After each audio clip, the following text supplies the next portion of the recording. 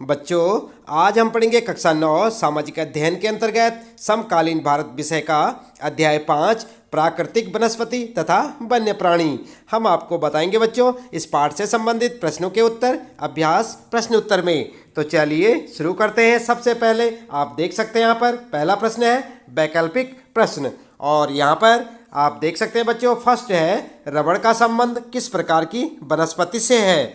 और यहाँ पर आपके लिए ऑप्शन है क है टुंड्रा, ख है हिमालय, ग है मैग्रोव और घ है उष्ण कटिबंधीय वर्षावन। तो क्या लिखेंगे उत्तर में? उत्तर में आप लिख सकते हैं बच्चों घ वाला बिल्कुल करेक्ट ऑप्शन है आपका उष्ण कटिबंधीय वर्षावन। ठीक है। इसके बाद सेकेंड क्वेश्चन आपके लिए सिनकोना के वृक्ष कितनी वर्षा वाले क्षेत्र में पाए जाते हैं। और ऑप्शन है आपके लिए यहाँ पर क है 100 सेंटीमीटर, ख है 70 सेंटीमीटर, ग है 50 सेंटीमीटर और घ है 50 सेंटीमीटर से कम वर्षा। तो कौन सा ऑप्शन आपका बिल्कुल करेक्ट होगा बच्चों? उत्तर में आप देख सकते हैं क वाला ऑप्शन आपका बिल्कुल करेक्ट है 100 सेंटीमीटर। इसे आप उत्तर में लिख सकते हैं। इसके बाद बच्चों थर्ड क्वेश्चन है यहाँ पर आपका सिमलीपाल जीव मंडल नीचे कौन से राज्य में स्थित है। और यहाँ पर आपके ऑप्शन क है पंजाब, ख है दिल्ली, ग उड़ीसा और ग है पश्चिम बंगाल। तो क्या लिखेंगे उत्तर में बच्चों? उत्तर में आप लिख सकते हैं ग वाला ऑप्शन बिल्कुल आपका करेक्ट है उड़ीसा। ठीक है। इसके बाद अगला क्वेश्चन है बच्चों भारत में कौन से जीव मंडल निचय विश्व के जीव मंडल निचयों में लिए गए हैं। यहाँ पर लिखेंगे लिए गए हैं। और आपके ऑप्शन है बच्चों क है मानस, ख है मन्नार की खाड़ी, ग है नीलगिरी और घ है पन्ना। तो क्या होगा उत्तर बच्चों? उत्तर में आप लिख सकते हैं ख मन्नार की खाड़ी और ग नीलगिरी, यानी कि यहाँ पर दो ऑप्शन आपके बिल्कुल करेक्ट है, आप इन्हें लिख सकते हैं और आपके इस प्रश्न का उत्तर हो जाएगा। इसके बाद बच्चों दूसरा प्रश्न है फिर आपका संक्षिप्त उत्तर वाले प्रश्न, और यहाँ पर क है आपके लिए पारिस्थितिक तंत्र किसे कहते हैं। तो जानते हैं आप किसे कहते हैं पारिस्थितिक तंत्र? उत्तर में आप लिख सकते हैं बच्चों किसी भी क्षेत्र के पादप तथा प्राणी आपस में तथा अपने भौतिक पर्यावरण से अंतर संबंधित होते हैं और एक पारिस्थितिक तंत्र का निर्माण करते हैं। पारिस्थितिक तंत्र भौतिक पर्यावरण तथा इसमें निवास करने वाले जीव जंतुओं की पारस्परिक निर्भरता का तंत्र है। मनुष्य भी इस पारिस्थितिक तंत्र का अविच्छिन्न भाग है। वह वनस्पति तथा अन्य जीवों का प्रयोग करता है। ठीक है बच्चों। और दूसरा प्रश्न है यहाँ पर आपका ख भारत में पादपों तथा जीवों का वितरण किन तत्वों द्वारा निर्धारित होता है। तो जानते हैं आप उत्तर में आप लिख सकते हैं बच्चों भारत में पादपों तथा जीवों का वितरण निर्धारित करने वाले तत्व हैं। और यहाँ पर हेडिंग डालकर लिखेंगे फर्स्ट लिखेंगे यहाँ पर पहले उच्चावच, और इसके दो पार्ट यहाँ पर लिखेंगे ए है भूमि और बी है मृदा। ठीक है। और दूसरा लिखेंगे वातावरण, और इसके अंतर्गत लिखेंगे आप ए लिखेंगे तापमान, बी सूर्य का प्रकाश और सी वर्षण। ठीक है बच्चों। इस प्रकार से आप अपने इस प्रश्न का उत्तर लिख सकते हैं बच्चों, साथ साथ याद भी करते रहें। इसके बाद फिर आपके लिए गए प्रश्न जीव मंडल नीचे से क्या अभिप्राय है, कोई दो उदाहरण दो।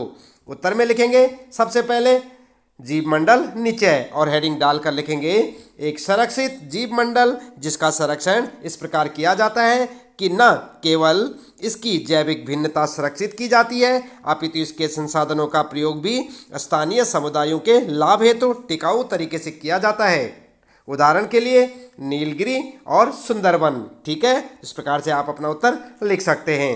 इसके बाद अगला है बच्चों घ कोई दो वन्य प्राणियों के नाम बताइए जो कि उष्ण कटिबंधीय वर्षा और पर्वतीय वनस्पति में मिलते हैं।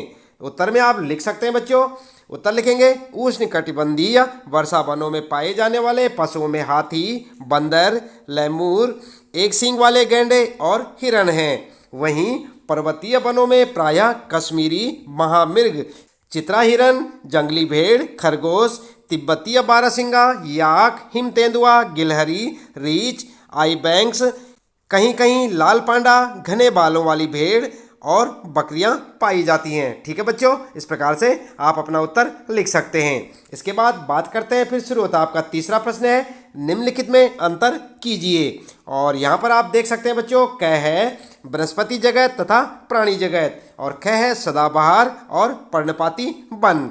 सबसे पहले आप लिखेंगे कै के लिए। आप देख रहे हैं यहाँ पर वनस्पति जगत और प्राणी जगत। इस प्रकार से आप एक टेबल बना लें और इसमें लिखेंगे नंबर 1 वनस्पति जगत में लिखेंगे किसी क्षेत्र विशेष अथवा अवधि में भू परपटी पर पाई जाने वाली सभी प्रकार की पौधों की प्रजातियों को वनस्पति कहा जाता है। दूसरा पॉइंट लिखेंगे बच्चों, ये अपना भोजन सूर्य के प्रकाश से बनाते हैं। और प्राणी जगत में लिखेंगे नंबर 1 किसी क्षेत्र विशेष या अवधि में भू परपटी पर पाए जाने वाली सभी प्राणियों की प्रजातियों को वन्य प्राणी कहा जाता है। दूसरा पॉइंट लिखेंगे ये अपना भोजन स्वयं नहीं बना सकते अपितु वनस्पति जगत पर निर्भर होते हैं। ठीक है। और इसके बाद ख के लिए लिखेंगे आप अंतर बताना है आपको सदाबहार वन और पर्णपाती वन में। तो क्या लिखेंगे आप देख सकते हैं यहाँ पर ये टेबल जिस प्रकार से बना रखी है आप भी बना सकते हैं बच्चों। पहला पॉइंट लिखेंगे ये उन क्षेत्रों में पाए जाते हैं जहाँ वार्षिक वर्षा 200 सेंटीमीटर या इससे अधिक होती है। ठीक है। तो वहीं लिखेंगे पर्णपाती वन में ये उन क्षेत्रों में पाए जाते हैं जहाँ वार्षिक वर्षा 70 से 200 सेंटीमीटर के बीच होती है। ठीक है। इसके बाद सदाबहार वन में दूसरा पॉइंट लिखेंगे इन वनों में पौधे अपने पत्ते वर्ष के अलग अलग महीनों में गिराते हैं जिससे ये पूरे वर्ष हरे भरे नजर आते हैं। इधर लिखेंगे दूसरा पॉइंट इन वनों में पौधे अपने पत्ते शुष्क गर्मी के मौसम में 6 से 8 सप्ताह के लिए गिरा देते हैं। ठीक है। इसके बाद बच्चों तीसरा पॉइंट लिखेंगे सदाबहार वन में इन वनों में प्रायः पाए जाने वाले पशुओं में हाथी, बंदर, लेमूर, एक सींग वाले गैंडे और हिरन हैं। तो वहीं पर्णपाती वन में लिखेंगे तीसरा पॉइंट इन वनों में प्रायः पाए जाने वाले पशुओं में शेर और बाघ हैं। और चौथा पॉइंट लिखेंगे बच्चों सदाबहार वन में लिखेंगे इन पशुओं के अतिरिक्त इन वनों में बहुत से पक्षी, चमगादड़, बिच्छू एवं घोंगे आदि पाए जाते हैं।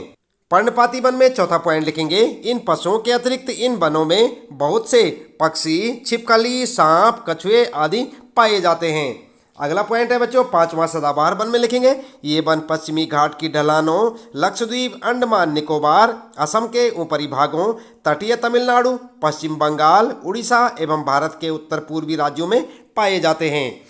और इधर लिखेंगे पर्णपाती वन में पांचवा पॉइंट लिखेंगे ये वन भारत के पूर्वी भागों, उत्तर पूर्वी राज्यों, हिमालय के पास की पहाड़ियों, झारखंड, पश्चिम उड़ीसा, छत्तीसगढ़ तथा पूर्वी घाट के पूर्वी ढलानों, मध्य प्रदेश तथा बिहार में पाए जाते हैं। अगला पॉइंट है बच्चों छठा पॉइंट लिखेंगे सदाबहार वन में इन वनों में प्रायः पाए जाने वाले वृक्षों में आबनूस, महोगनी, रोडवुड आदि हैं। और इधर लिखेंगे छठा पॉइंट इन वनों में पाए जाने वाले पेड़ों में सागौन, बांस, साल, शीशम, चंदन, खैर, नीम आदि प्रमुख हैं। और आपके इस प्रश्न का उत्तर हो जाएगा। ध्यान रहे बच्चों ठीक इसी प्रकार से आप अंतर लिखें और उन्हें याद भी करें। इसके बाद अगला प्रश्न है चौथा भारत में विभिन्न प्रकार की पाए जाने वाली वनस्पति के नाम बताएं और अधिक ऊंचाई पर पाए जाने वाली वनस्पति का ब्यौरा दीजिए। तो उत्तर में क्या लिखेंगे आप उत्तर में आप लिख सकते हैं बच्चों भारत में पाए जाने वाली विभिन्न प्रकार की वनस्पति इस प्रकार है। और हेडिंग डालकर लिख सकते हैं, पॉइंट बनाकर लिखें। क उष्णकटिबंधीय वर्षा वन। दूसरा लिखेंगे ख उष्णकटिबंधीय पर्णपाती वन। अगला लिखेंगे ग उष्णकटिबंधीय कटीले वन तथा झाड़ियाँ। फिर लिखेंगे घ पर्वतीय वन और गै लिखेंगे मैग्रोव वन। और इसके बाद दूसरी हेडिंग लिखेंगे उच्च प्रदेशों की वनस्पति और हेडिंग डालकर लिखेंगे कै पर्वतीय क्षेत्रों में तापमान की कमी तथा ऊंचाई के साथ साथ प्राकृतिक वनस्पति में भी अंतर दिखाई देता है। वनस्पति में जिस प्रकार का अंतर हम उष्णकटिबंधीय प्रदेशों से टुंड्रा की ओर देखते हैं उसी प्रकार का अंतर पर्वतीय भागों में ऊंचाई के साथ साथ देखने को मिलता है। ठीक है। अगला है बच्चों ख 1000 मीटर से 2000 मीटर तक की ऊंचाई वाले क्षेत्रों में आर्द्र शीतोष्ण कटिबंधीय वन पाए जाते हैं। इनमें चौड़ी पत्ती वाले ओक तथा चेस्टनट जैसे वृक्षों की प्रधानता होती है। ठीक है। और गै वाले में लिखेंगे 1500 से 3000 मीटर की ऊंचाई के बीच शंकुधारी वृक्ष जैसे चीड़, देवदार, सिल्वर, फर, स्पूस, सीडर आदि पाए जाते हैं। अगला है बच्चों घ लिखेंगे ये वन प्रायः हिमालय की दक्षिण ढलानों, दक्षिण और उत्तर पूर्व भारत के अधिक ऊंचाई वाले भागों में पाए जाते हैं। अगला लिखेंगे फिर ग अधिक ऊंचाई पर प्रायः शीतोष्ण कटिबंधीय घास के मैदान पाए जाते हैं। प्रायः 3600 मीटर से अधिक ऊंचाई पर शीतोष्ण कटिबंधीय वनों तथा घास के मैदानों का स्थान अल्पाइन वनस्पति ले लेती है। सिल्वर, फर, जूनियर, पाइन व बर्च इन वनों के मुख्य वृक्ष हैं। आई बात समझ में? इस प्रकार से आप अपने चौथे प्रश्न का उत्तर लिख सकते हैं बच्चों। पॉइंट बनाकर लिखें और उन्हें याद भी करें। अगला यहाँ पर पांचवा प्रश्न, भारत में बहुत संख्या में जीव और पादप प्रजातियां संकटग्रस्त हैं, उदाहरण सहित कारण दीजिए। उत्तर लिखेंगे, मनुष्य के लालच के कारण जीवों तथा पादपों का अति दोहन हो रहा है। मनुष्य पेड़ों को काटकर तथा पशुओं को मारकर पारिस्थितिक तंत्र में असंतुलन पैदा कर रहा है। इसके कारण बहुत से जीव और पादप प्रजातियां संकटग्रस्त हैं। ठीक है। इसके बाद अगला प्रश्न है बच्चों, छठा प्रश्न, भारत वनस्पति जगत और प्राणी जगत की धरोहर में धनी क्यों है? उत्तर में लिखेंगे, भारत में पृथ्वी की लगभग सभी भौतिक विशेषताएं मौजूद हैं, जैसे पर्वत, मैदान, मरुस्थल, पठार एवं द्वीप आदि। ये पांचों कारक भारत में वनस्पति जगत एवं प्राणी जगत की वृद्धि एवं विकास के लिए या जैविक विविधता के लिए अनुकूल हैं। हमारा देश भारत विश्व के मुख्य 12 विविधता वाले देशों में से एक है। लगभग 47,000 विभिन्न जातियों के पौधे पाए जाने के कारण यह देश विश्व में 10वें स्थान पर और एशिया के देशों में चौथे स्थान पर है। भारत में लगभग 15,000 फूलों के पौधे हैं, जो कि विश्व में फूलों के पौधे का 6% है।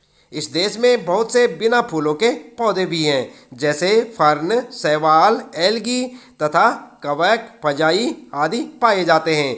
भारत में लगभग 89,000 जातियों के जानवर तथा ताजे तथा समुद्री पानी की विभिन्न प्रकार की मछलियां पाई जाती हैं। देश के विभिन्न क्षेत्रों में विभिन्न प्रकार की मृदा, आर्द्रता एवं तापमान में अत्यधिक भिन्नता के साथ अलग अलग प्रकार का वातावरण पाया जाता है। पूरे देश में वर्षा का वितरण भी असमान है। वनस्पति जगत एवं प्राणी जगत की विभिन्न प्रजातियों को अलग अलग प्रकार की वातावरण संबंधी परिस्थितियां, विभिन्न प्रकार की मृदा चाहिए होती है। इसलिए भारत वनस्पति जगत तथा प्राणी जगत की धरोहर में धनी है। ठीक है बच्चों, इस प्रकार से आप अपने इस प्रश्न का उत्तर लिख सकते हैं। और इसके बाद फिर शुरू होता है आपका यहाँ पर मानचित्र कौशल। आप देख रहे हैं यहाँ पर, और पहला प्रश्न है, भारत के मानचित्र पर निम्नलिखित दिखाएं और अंकित करें। और क्या दिखाना है आपको, ये देख रहे हैं ना आप यहाँ पर, क है उष्ण कटिबंधीय वर्षा वन, ख है उष्ण कटिबंधीय पर्णपाती वन, और ग है 2 जीव मंडल नीचे भारत के उत्तरी, दक्षिणी, पूर्वी और पश्चिमी भागों में। तो इसके लिए आपको एक मानचित्र बनाना होगा बच्चों। यहाँ पर आप देख सकते हैं बच्चों, उष्ण कटिबंधीय वर्षा वन आपको दिख रहा है यहाँ पर। और इसी प्रकार से आप देख सकते हैं काजीरंगा, और यहाँ पर ये मानस, यहाँ पे राजा जी, और यहाँ पर है ये रणथंभौर। ठीक है, इस प्रकार से आप दिखा सकते हैं बच्चों। और साथ ही साथ आप देख सकते हैं उच्च कटिबंधीय पर्णपाती वन, देख रहे हैं आप यहाँ पर। तो इस प्रकार से आप एक मानचित्र बना सकते हैं बच्चों और उसे भर सकते हैं। इसके बाद बच्चों आपके लिए फिर परियोजना कार्य, और यहाँ पर एक है, अपने पड़ोस में पाए जाने वाले कुछ औषधि पादप का पता लगाएं। और ख है यहाँ पर, किन्हीं 10 व्यवसायों के नाम ज्ञात करो जिन्हें जंगल और जंगली जानवरों से कच्चा माल प्राप्त होता है। और इसी प्रकार से अगला है ग, वन्य प्राणियों का महत्व बताते हुए एक पद्यांश या गद्यांश लिखिए। और अगला है फिर घ, वृक्षों का महत्व बताते हुए एक नुक्कड़ नाटक की रचना करो और उसका अपने गली मोहल्ले में मंचन करो। और फिर ग है आपके लिए, अपने या अपने परिवार के किसी भी सदस्य के जन्मदिन पर किसी भी पौधे को लगाइए और देखिए कि वह कैसे बड़ा होता है और किस मौसम में जल्दी बढ़ता है। और सबसे पहले आप देख सकते हैं, चाहे तो काय के लिए आप इस प्रकार लिख सकते हैं, जैसे तुलसी, नीम, बबूल और कचनार। ठीक है, ख के लिए लिखेंगे पशुपालन, मछली पालन, बढ़ईगिरी, ऊन उद्योग, कागज उद्योग, चमड़ा उद्योग, रबड़ उद्योग आदि।